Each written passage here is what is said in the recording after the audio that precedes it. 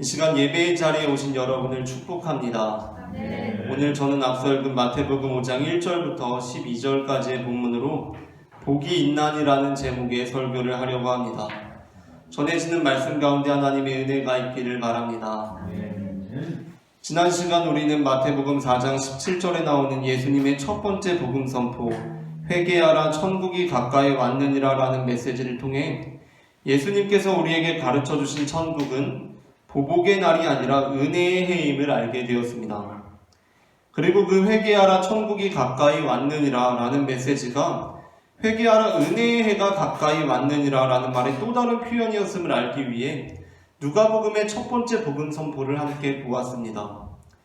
이제 우리는 마태복음에 나오는 예수님의 첫 번째 설교를 통해 이 첫 번째 설교 역시 예수님의 첫 번째 복음 선포와 어떻게 그 맥을 같이 하고 있는지, 그리고 예수님께서 회개하라 천국이 가까이 왔느니라 라고 하신 말씀의 비전을 보고 예수님께 무리들과 제자들이 처음으로 나오게 되었는데, 예수님께서 그들에게 다시 한번 앞선 메시지와 동일한 맥락의 가르침을 반복해서 전해주신 것이 제자들과 무리들에게, 그러니까 이미 예수님 안에 있는 자들에게, 그리고 지금 주님 안에 있는 우리들에게 어떠한 메시지를 가져다 주는지 살펴보려고 합니다.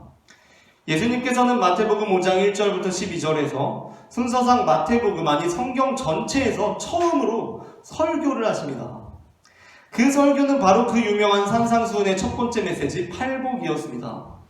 예수님께서는 이 설교에서 무려 8번에 걸쳐 어떤 이들에게는 어떠한 복이 있는지 복과 관련한 말씀을 전해주셨습니다. 그리고 천국 복음을 듣고 이제 막 예수님을 따르기 시작한 제자들과 무리들이 이 예수님의 첫 번째 가르침을 들었습니다. 그런데 이 팔복 메시지가 다 끝나고 났을 때 아마 이 말씀을 들었던 무리들과 제자들은 뭔가 찜찜한 기분을 지울 수가 없었을 것입니다. 아마도 이들은 비록 이미 예수님을 은혜와 사랑의 주로 알고 따르기 시작한 이들이었지만 이 팔복의 가르침을 듣고 나서는, 축복의 말씀이라서 기분 좋게 듣고 있었는데 끝까지 듣고 나서는 뭔가 찜찜하고 뭔가 아쉽고 뭔가 2% 부족한 느낌이 들었을 것입니다. 그 이유는 예수님께서 말씀하신 복에 관한 메시지가 기존의 유대인들에게 익숙한 복에 대한 관례적이고 관용적인 표현에서 벗어난 것이었기 때문입니다. 그렇다면 유대인들에게 익숙한 복에 대한 관례적이고 관용적인 표현이란 무엇입니까? 유대인들에게 가장 익숙한 복에 대한 메시지는 우리에게도 너무나 친숙한 시편 1편의 메시지였습니다. 시편 1편을 봉독해 보겠습니다. 시편 1편입니다. 복 있는 사람은 악인들의 꾀를 따르지 아니하며 죄인들의 길에 서지 아니하며 오만한 자들의 자리에 앉지 아니하고 오직 여호와의 율법을 즐거워하여 그의 율법을 주야로 묵상하는도다. 그는 시냇가에 심은 나무가 철을 따라 열매를 맺으며 그 잎사귀가 마르지 아니함 같으니 그가 하는 모든 일이 다 형통하리로다. 악인들은 그렇지 아니하며 오직 바람에 나는 겨와 같도다. 그러므로 악인들은 심판을 견디지 못하며 죄인들이 의인들의 모임에 들지 못하리로다. 무릇 의인들의 길은 여호와께서 인정하시나 악인들의 길은 망하리로다. 이것이 바로 유대인들에게 가장 익숙하고도 유명한 복 있는 사람에 대한 메시지입니다. 우리에게도 굉장히 친숙하죠? 복 있는 사람에 대한 대표적인 메시지입니다. 그리고 이 메시지의 구조는 이렇게 되어 있습니다. 우선 가장 먼저 복 있는 사람들이 어떠한 사람들인지를 말해줍니다. 1절부터 2절. 복 있는 사람은 악인들의 꾀를 따르지 아니하며 죄인들의 길에 서지 아니하며 오만한 자들의 자리에 앉지 아니하고 오직 여호와의 율법을 즐거워하여 그의 율법을 주야로 묵상하는 도다가 그 부분입니다. 다음으로 복 있는 사람들에게 임하는 하나님의 복을 말합니다. 3절. 그는 시냇가에 심은 나무가 철을 따라 열매를 맺으며 그 잎사귀가 마르지 아니함 같으니 그가 하는 모든 일이 다 형통하리로다가 그 부분입니다. 그리고 이제 이 부분이 아주 중요한데, 셋째로 복 있는 사람과는 상반되는 악인들이 어떠한 사람들인지 말하기 시작합니다. 악인들이 어떠한 사람들인지 묘사합니다. 4절입니다. 악인들은 그렇지 아니하며 오직 바람에 나는 겨와 같도다. 그리고 최종적으로 복 있는 사람과는 상반되는 악인들에게 임하는 하나님의 저주와 화를 선언합니다. 5절부터 6절입니다. 그러므로 악인들은 심판을 견디지 못하며 죄인들이 의인들의 모임에 들지 못하리로다. 무릇 의인들의 길은 여호와께서 인정하시나 악인들의 길은 망하리로다. 이것이 바로 복에 관한 메시지의 관용적이고 관례적인 표현의 전형적인 구조인 것입니다. 신명기 11장 13절부터 17절 역시 이렇게 말하고 있습니다. 내가 오늘 너희에게 명하는 내 명령을 너희가 만일 청종하고 너희의 하나님 여호와를 사랑하여 마음을 다하고 뜻을 다하여 섬기면 여호와께서 너희의 땅에 이른 비 늦은 비를 적당한 때에 내리시리니 너희가 곡식과 포도주와 기름을 얻을 것이요 또 가축을 위하여 들이 풀어나게 하시리니 내가 먹고 배부를 것이라. 너희는 스스로 삼가라. 두렵건대 마음이 미혹하여 돌이켜 다른 신들을 섬기며 그것에게 절함으로 여호와께서 너희에게 진노하사 하늘을 닫아 비를 내리지 아니하며 땅이 소산을 내지 않게 하심으로 너희가 여호와께서 주신 아름다운 땅에 속히 멸망할까 하노라. 이어지는 신명기 11장 26절부터 28절 말씀은 앞선 내용을 이렇게 정리합니다. 내가 오늘 복과 저주를 너희 앞에 두나니 너희가 만일 내가 오늘 너희에게 명하는 너희 하나님 여호와의 명령을 들으면 복이 될 것이요 너희가 만일 내가 오늘 너희에게 명령하는 도에서 돌이켜 떠나 너희 하나님 여호와의 명령을 듣지 아니하고 본래 알지 못하던 다른 신들을 따르면 저주를 받으리라. 앞서 보았던 시편의 구조와 약간은 다른 것처럼 보이지만 방금 읽은 신명기 본문 역시 여전히 이 구조에서 크게 벗어나지 않는 형식을 취하고 있다고 할 수 있습니다. 신명기 본문 역시 복 있는 사람들이 어떠한 사람들인지 일단 소개하고 그들에게 임한 하나님의 복을 말합니다. 그리고 어떻게 합니까? 그와는 상반되는 자들을 묘사합니다. 마지막으로 그들에게 임하는, 그러니까 복 있는 사람과는 상반되는 자들에게 임하는 하나님의 저주와 화를 선언하고 있는 것입니다. 그러니까 유대인들에게 익숙한 복에 관한 메시지란 어떠한 것입니까? 구약 성경을 많이 읽어보신 분들은 굉장히 익숙할 것입니다. 이 표현들이 어떠한 것입니까? 그것은 일단은 복에 대해서 말합니다. 그런데 언제나 뒤에 복과는 상반되는 저주와 화와 심판을 반드시 그 앞과 비슷한 분량으로 담고 있는 것입니다. 처음에는 복을 말하지만 복 있는 사람은 이라고 시작하지만 나중에는 악인은 그렇지 아니하며 라고 전환되면서 이제는 복 있는 사람과는 상반된 사람들을 묘사하고 그들에게 임하는 심판과 화와 저주를 반드시 앞의 분량과 비슷한 분량으로 담고 있는 것입니다. 그런데 지금 예수님께서 자신에게 나온 제자들, 무리들에게 복에 관해서 말씀하시고 계십니다. 복 있는 사람들이 어떠한 사람들인지 말씀하시기 시작하신 것입니다. 예수님께서. 그리고 아마 이 말씀을 듣고 있던 무리들과 제자들은 예수님께서 여기서 말씀하시는 복 있는 사람들, 즉 심령이 가난한 자라거나 애통하는 자라거나 온유한 자라거나 이렇게 말하는 복 있는 사람들이 다른 어떠한 사람들을 칭하는 것이 아니라 바로 자신들의 모습에 대한 묘사라고 여겼을 것이기 때문에, 그리고 설령 자신들의 현재 모습이 아니라고 하더라도 자신들에게 예수님께서 강압적으로 요구하시는 내용이라기보다는 예수님께서 마태복음 4장 19절에서 제자들을 부르시면 내가 너희를 사람을 낚는 어부가 되게 하리라 라고 하시지 않습니까?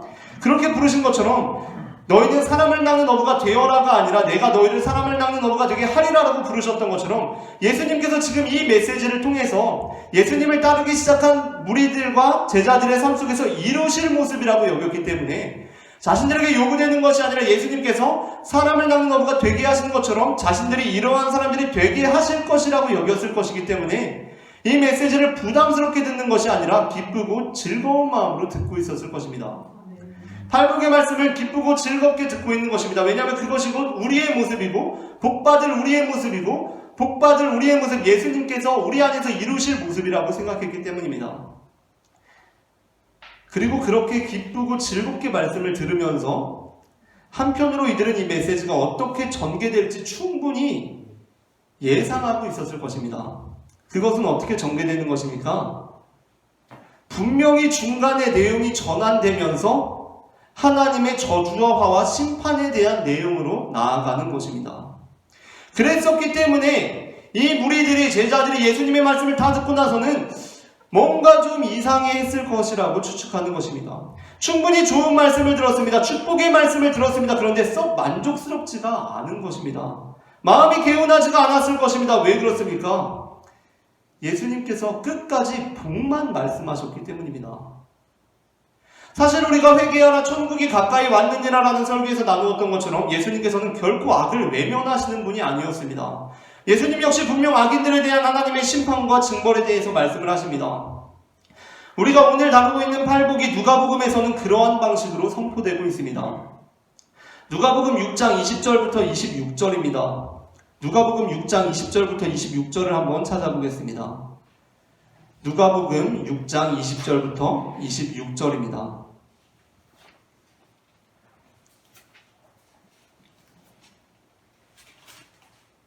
누가복음 6장 20절부터 26절을 제가 봉독해 보겠습니다. 예수께서 눈을 들어 제자들을 보시고 이르시되 너희 가난한 자는 복이 있나니 하나님의 나라가 너희 것이며 지금 줄인 자는 복이 있나니 너희가 배부를 것이며 지금 우는 자는 복이 있나니 너희가 웃을 것이며 인자로 말미암아 사람들이 너희를 미워하며 멀리하고 욕하고 너희 이름을 악하다 하여 버릴 때에는 너희에게 복이 있도다. 그날에 기뻐하고 뛰놀라 하늘에서 너희 상이 큼이라. 그들의 조상들이 선지자들에게 이와 같이 하였느니라. 그러나 화 있을진저 너희 부유한 자여 너희는 너희의 위로를 이미 받았도다. 화 있을진저 너희 지금 배부른 자여 너희는 줄이리로다. 화 있을진저 너희 지금 웃는 자여 너희가 애통하며 울리로다. 모든 사람이 너희를 칭찬하며 화가 있도다. 그들의 조상들이 거짓 선지자들에게 이와 같이 하였느니라. 누가복음에서는 전형적으로 유대인들에게 친숙한 복에 대한 관례적인 메시지의 구조를 따르고 있습니다. 어떠한 것입니까?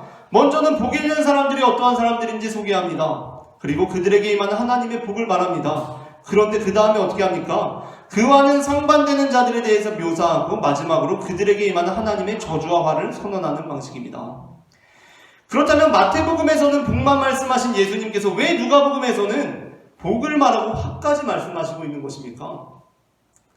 마태복음에서는 예수님께서 분명히 복만 말씀하셨는데 왜 누가복음에서는 복과 함께 화까지 말씀하시고 있는 것입니까? 그 이유는 이렇습니다. 일단 복음서는 각각 복음서 기자가 전하고자 하는 메시지를 잘 담아내기 위해서 그들이 그들 특유의 방식으로 편집한 내용을 담고 있습니다. 그렇기 때문에 복음서마다 약간씩 내용이 다른 것이고 그래서 우리는 참 복되게도 하나의 복음서가 아니라 4가지 복음서를 가지고 있는 것입니다. 그것은 우리가 만일 하나님의 아들이거든이라는 설교에서 다룬 것처럼 서로 맞지 않아서 우리를 낙심시키는 것이 아니라 우리에게 더욱 큰 은혜를 가져다 주는 것입니다. 먼저 누가복음에서 복을 말씀하시고 화를 말씀하시는 방식을 따른 이유는 누가복음에서는 이미 4장에서 예수님 메시지의 중점이 보복의 날이 아니라 은혜의 해임을 무엇보다 명시적으로 제시해 놓았기 때문에 그 이후에 그 가장 핵심적이고 본질적인 예수님의 메시지 위에서 그러니까 그 본질적인 메시지 안에서 복과 더불어 화도 말할 수가 있는 것입니다. 하지만 지금 마태복음은 어떻습니까? 마태복음의 기자는 복음서를 쓸 때 이것을 예수님의 첫 번째 설교로 편집 구성하였습니다. 앞서 짧은 복음 선포인 회개하라 천국이 가까이 왔느니라 라는 메시지를 우리가 살펴보긴 했었지만 지난번에 우리가 같이 다루었던 것처럼 사실 이 짧은 구절만으로 예수님께서 말씀하시는 메시지의 핵심적인 가치, 그 본질적인 내용을 파악하기는 쉽지 않은 일입니다. 그것은 마태복음만 봐서는 알기 어렵고 누가복음을 같이 봐야만 알 수 있는 내용이었습니다. 그렇기 때문에 지금처럼 하나로 엮여진 성경이 아니라 각각의 복음서들로 따로 존재하고 있을 당시에 마태복음은 이 첫 번째 설교에서 사람들이 마태복음과 함께 누가복음도 알고 있을 수도 있지만 마태복음만 알고 누가복음에 대해서는 잘 알지 못할 가능성도 있었기 때문에 자신이 처음에 말했던 회개하라 천국이 가까이 왔느니라라는 메시지가 의미하는 바, 즉 예수님께서 말씀하시는 메시지의 핵심적인 가치와 본질적인 내용을 이 첫 번째 설교에서 담아내야만 했었다는 것입니다. 마태는 이 첫 번째 설교에서 예수님의 핵심적인 가치, 예수님 메시지의 핵심적인 가치와 본질적인 내용을 이 첫 번째 설교에서 담아내야 했다는 것입니다. 그러니까 마태복음은 누가복음과 마찬가지로 이 첫 번째 설교에서만큼은 예수님께서 말씀하시는 메시지의 핵심적인 가치와 본질적인 의미를 분명히 해야 했던 것입니다. 그래서 마태복음은 어떠한 방식을 취한 것입니까? 복에 관한 관례적이고 관용적인 메시지에서 저주와 화에 대한 내용을 온전히 복에 관한 내용으로 덮어버림으로써 예수님의 메시지의 핵심적인 가치와 본질적인 내용이 무엇인지 보여주고자 했던 것입니다. 그러니까 원래 보통 관용적인 표현에 따르면 복에 대한 어떤 관용적인 표현, 통상 사용하는 표현에 따르면 어떻게 해야 되는 거예요? 누가복음처럼 가야 된다는 거예요. 누가복음처럼 어떻게 가는 겁니까? 복 한 4개 정도 말한 다음에는 화가 나와야 되는 거예요. 그게 누가복음이 따른 유대인들이 사용하는 그 전형적인 너무나 익숙한 구조인 것입니다. 복 말했으니까 복 한 4개 정도 말하면 화를 말해야 되는 것입니다. 심판을 말해야 되는 것입니다. 그게 맞는 방식이고 익숙한 형식입니다. 그런데 어떻습니까? 4번째에서 충분히 이미 복을 말한 것 같아요. 이제 복을 충분히 말한 것 같은데, 근데 5번째도 또 복인 것입니다. 그리고 이제 화를 말하겠지 했는데 6번째도 또 복입니다. 이상하다. 복 부분이 조금 기네 하고 있는데 7번째도 또 복입니다. 뭐지 싶은데 8번째까지 끝까지 복을 얘기하더니 마이크를 딱 떨어뜨리고는 나가는 것입니다. 내 얘기는 끝났다는 것입니다. 그러니까 이 메시지는 사실 원래 심판과 저주와 화가 나와야 하는 분량 자체를 그냥 복으로 다 예수님께서 덮어버리신 것입니다. 이게 진짜 예수님의 가르침이고 예수님이 진짜 멋있는 부분입니다. 요즘 TV나 이런 데서 엄청 멋있는 공연이나 무대나 강의를 듣고 나면 찢었다 그러더라고요. 찢었다. 야, 찢었다. 이번에 찢었다. 근데 예수님의 이 가르침을 제가 보고 나서는 이런 탄성이 나오더라고요. 야, 덮었다. 덮었다. 화가 나와야 할 부분을, 심판이 나와야 할 부분을 그냥 복으로 다 덮어버린 것입니다. 예수님께서. 누가복음에서는 첫 번째 말씀을 전하실 때 무슨 칠판 지우듯이 굉장히 가벼운 몸놀림으로 보복의 날이라는 것을 그냥 쓱 예수님께서 지워버리셨어요. 눈칠판 지우는 것처럼 이거 뭐야 하고서 보복의 날을 딱 지워버리셨습니다. 예수님께서. 그렇게 자신의 메시지의 본질적인 부분을 분명히 하시고 나서 복과 더불어 화도 말씀하시기 시작하시는 예수님께서 마태복음에서는 첫 번째 설교를 하실 때 원래 심판과 화와 저주가 나와야 할 부분을 그냥 복으로 덮어버리심으로써, 그냥 다 복으로 덮어버리심으로써 10절에 의를 위하여 박해를 받는 자는 복이 있나니 천국이 그들의 것임이라. 나로 말미암아 너희를 욕하고 박해하고 거짓으로 너희를 거슬러 모든 악한 말을 할 때에는 이라고 하길래, 이제 예수님께서 나를 욕하고 박해하고 거짓으로 우리를 거슬러 모든 악한 말을 하는 자들에게 이제 화가 있다고 하시려나 보다 라고 이제 기대하고 있는데, 다시 예수님께서 어떻게 말씀하십니까? 그렇게 하면 너희에게 복이 있나니, 그렇게 하면 너희에게 복이 있나니, 다시 그 초점을 복에 맞추시면서 그냥 다 복으로 덮어버리심으로써 그렇게 자신의 메시지의 본질적인 부분을 명확히 하시고 나서 이후에 말씀을 하시기 시작하신다는 것입니다. 우리는 이것을 반드시 기억해야 합니다. 예수님 가르침의 중심에는 심판과 저주와 화가 설 수 없다는 것입니다. 주변에는 설 수 있습니다. 주변부에서는 뭔가 부차적인 부분에서는 심판과 저주와 화가 다루어질 수도 있습니다. 그곳에서는 화 있을진저라고 예수님께서도 말씀을 하십니다. 하지만 화나 저주가 분명히 그 중심이나 핵심이 될 수는 없다는 것입니다.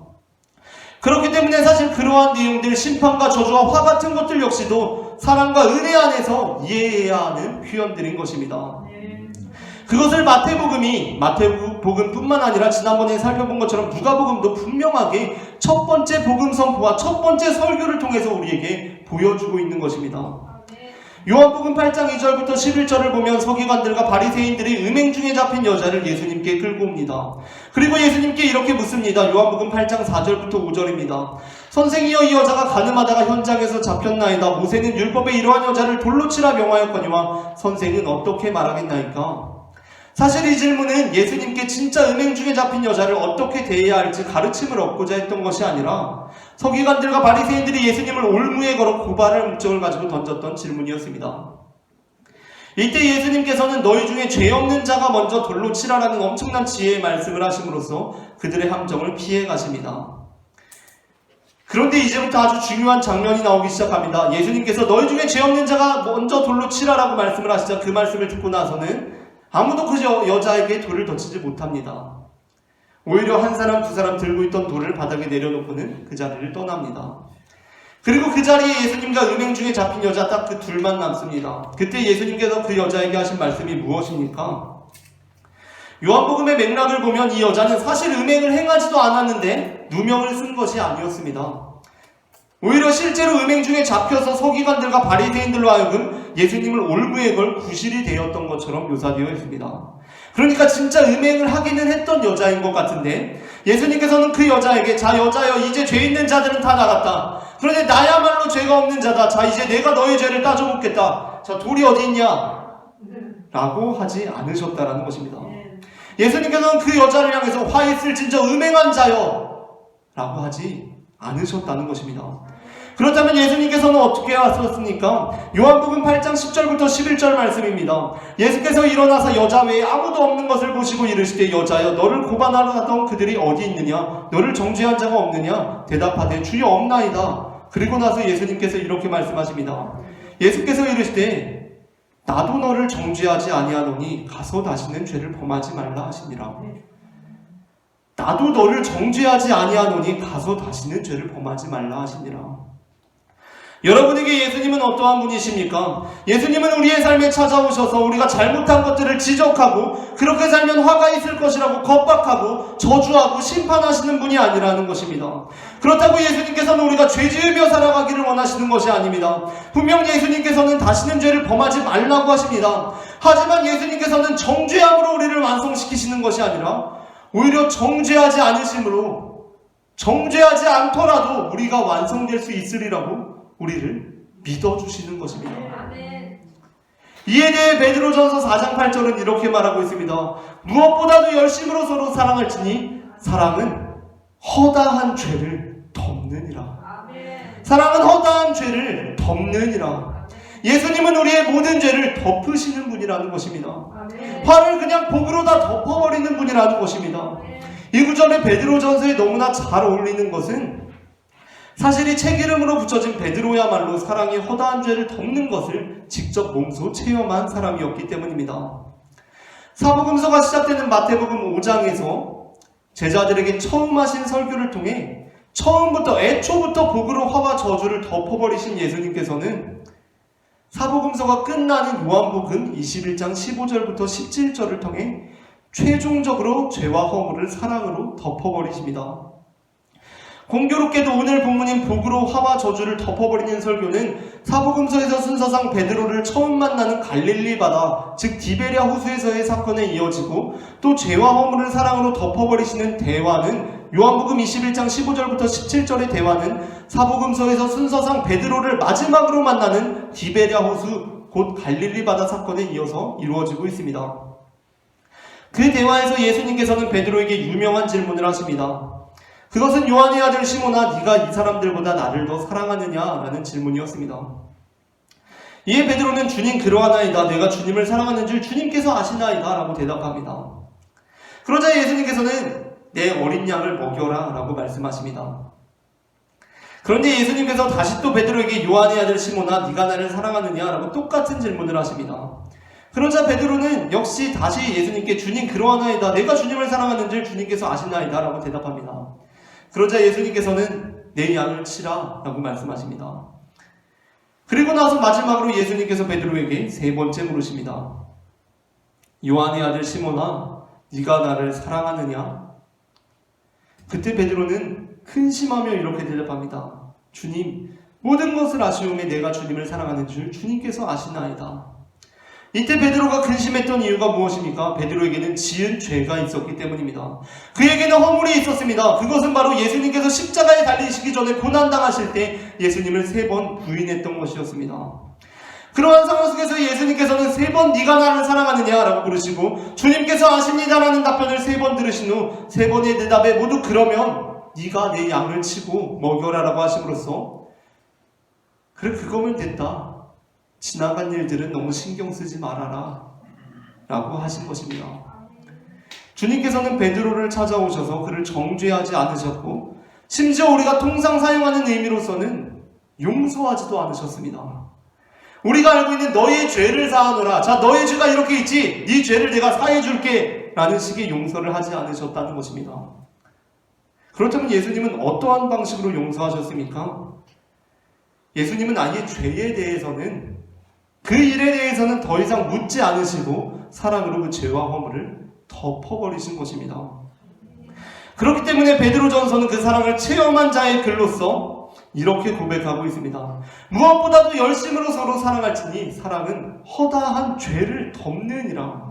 사랑은 허다한 죄를 덮느니라. 우리는 허다한 죄를 덮는 사랑을 체험한 사람들입니다.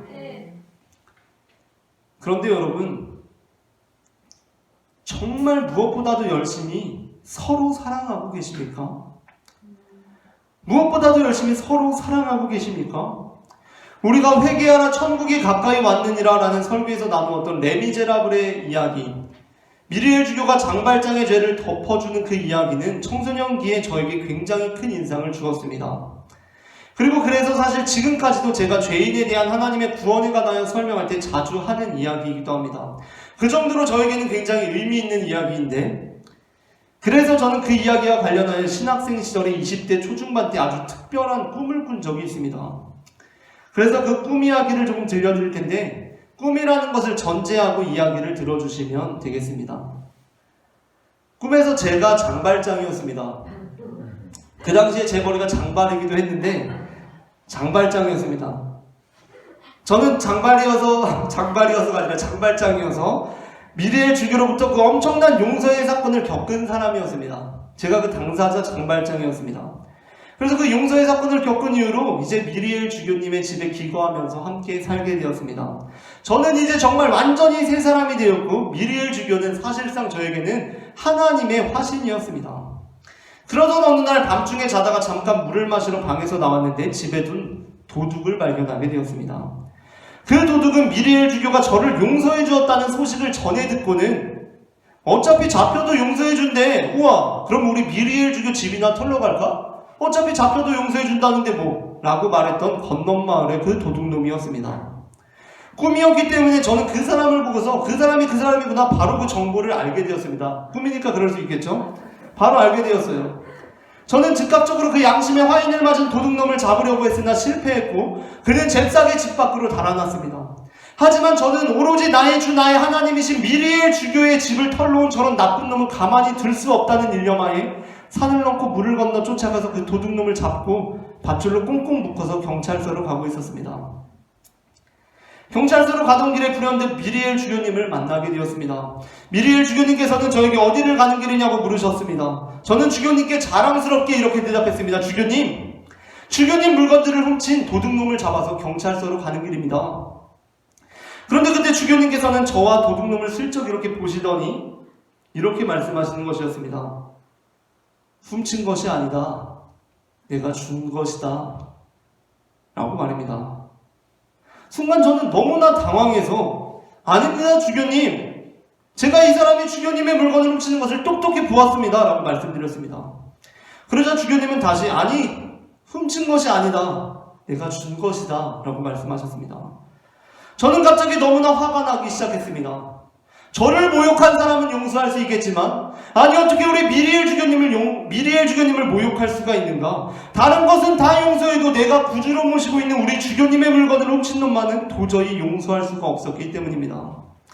그래서 주교님을 향해 이렇게 소리치기 시작했습니다. 주교님, 주신 건 아니잖아요. 주교님 아니잖아요. 제가 다 봤어요. 분명히 훔쳤어요. 분명히 훔쳤다고요 라고 따졌습니다. 그때 주교님은 너무나 슬픈 표정으로, 아니 너무나 마음 아파하는 표정으로 그 도둑놈에게 다가가서 정죄하는 저로부터 그 도둑놈을 끌어안으시고 눈물을 흘리시며 이렇게 말씀하셨습니다. 훔친 것이 아니다. 내가 준 것이다. 왜 죄 없는 자를 죄인 취급하느냐? 그런데 그때 저는 소스라치게 놀라서 잠에서 깨고 말았습니다. 왜냐하면 미리엘 주교님께서 어루만지시는 그 도둑놈의 얼굴이 바로 저의 얼굴을 하고 있었기 때문이었습니다. 사랑하는 여러분, 여러분은 오늘 팔복의 메시지가 어떻게 들리십니까? 만족스럽게 들리십니까? 마음이 시원하십니까? 예수님께서 지금 저주와 화와 보응과 진노에 할당되어야 할 분량을 오로지 복으로 덮어버리셨습니다. 이 설교가 마음에 드십니까? 혹시 깨름직하지는 않으십니까? 섭섭하지는 않으십니까? 혹시 이 예수님의 팔복 설교를 들으면서도 은근히 예수님, 그래도 저 사람한테는 화가 있는 거죠? 라고 묻고 계시지는 않으십니까? 혹시 예수님 그렇게 말씀하시지 말고 너희를 욕하고 박해하고 거짓으로 너희를 거스러 모든 악한 말을 할 때에는 그들에게 화가 있으리니라고 말해 주십시오 라고 따지고 싶지는 않으십니까? 그 사람만은, 다른 사람은 몰라도 그 사람만은, 나를 못살게 굴고 나를 힘들게 하고 나에게 큰 손해와 큰 피해를 안겨준 그 사람만은 나를 공경에 처하게 한 그 사람만은, 아니 어쩌면 나의 주 나의 하나님께 잘못을 저지른 그 사람만은 절대로 하나님의 용서를 받아서는 안 된다고 내가 생각하고 있지는 않으십니까? 그래서 예수님께서 그 사람도 용서해 주신다는 것이, 그 사람에게도 찾아가서 훔친 것이 아니라 내가 준 것이다라고 말씀을 하시는 것이 너무나도 억울하고 화가 나고 분통이 터지지 않으십니까? 그렇다고 한다면 우리는 우리의 의가 서기관이나 바리새인보다 낫지 못한 자들일 것입니다. 왜냐하면 우리는 예수님께서 너희 중에 죄 없는 자가 먼저 돌로 치라라는 양심을 찌르는 송곳 같은 말씀을 하셨는데도 불구하고 그 말씀을 깨닫지 못하고, 그러니까 그 말씀을 통해 나의 모습을 돌아보는 의로움을 보이지 못하고, 그렇게 서기관이나 바리새인의 의보다도 못하게 그냥 내가 잘났다고 돌을 던져버린 사람들이 된 것이기 때문입니다. 예수님께서 너희 중에 죄 없는 자가 먼저 돌로 치라라고 하셨는데 그 말씀을 깨닫지 못하고 나의 모습을 돌아보지 못하고, 그래도 내가 저 사람보다는 낫지라고 하면서 우리는 돌을 던지고 있는 것입니다. 저 사람은 화를 당해야죠. 예수님 저 사람에게는 진노를 말씀하셔야죠 라고 말하고 있다는 것입니다. 여러분, 하나님께서 우리에게 원하시는 삶이 무엇이라고 생각하십니까? 저는 그 꿈을 통해서 깨달을 수 있었습니다. 그것은 하나님을 잘 섬기는 것을 넘어서 하나님을 닮아가는 것이구나 말입니다.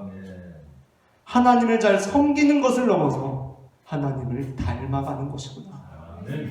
하나님께서는 당신의 삶을 통해 그분의 사랑과 용서를 나타내기를 원하십니다. 하나님께서는 우리의 죄를 덮어주셨습니다. 그냥 묻지도 따지지도 않고 덮어주셨습니다. 그렇게 용서해 주셨습니다. 그렇게 하나님께서는 우리도 용서하기를 원하십니다. 우리도 사랑하기를 원하십니다. 예수님께서 너무 복만 말씀하셔서, 너무 은혜만 말씀하셔서 저들에게 임할 화와 진노를 말씀하지 않으셔서 억울하고 분통 터지는 것이 아니라 그것이 은혜가 되는 것. 예수님께서 저들에게도 복이 있다고 하시는구나. 그것이 바로 예수님을 믿는 삶입니다. 이처럼 하나님께서는 복으로 화를 덮으시고 사랑으로 허다한 죄를 덮는 분임을 저는 마태복음 5장 1절부터 12절 말씀을 근거로 고백합니다. 오늘 전해진 말씀 가운데 하나님의 은혜가 임했기를 바랍니다.